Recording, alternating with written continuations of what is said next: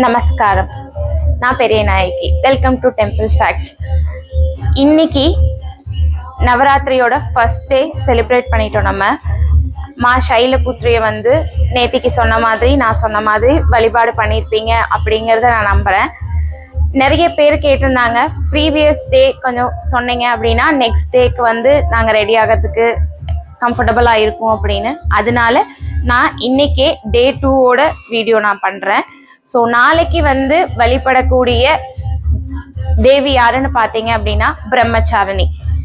அவங்களும் துர்கா தேவியோட இன்னொரு உருவம் தான்.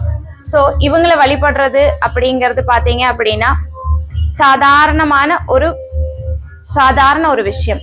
ஸோ இதில் நம்ம என்ன பண்ணணும் அப்படின்னா, எப்பவும் போல விளக்கேற்றி சாமி கும்பிட்டு அவங்களுக்கு நெய்வேத்தியமா நாட்டு சக்கரை அது மட்டும் நைவேத்தியம் பண்ணாலே போதுமானது. இவங்க வந்து நமக்கு ஒரு மன நிம்மதி கொடுக்கக்கூடியவங்க. நமக்கு வாழ்க்கையில என்ன ரொம்ப முக்கியம்? நிம்மதி. அந்த நிம்மதியை கொடுக்கக்கூடியவங்க தான் பிரம்மச்சாரிணி.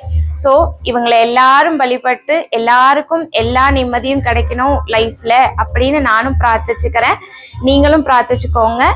நமஸ்காரம்.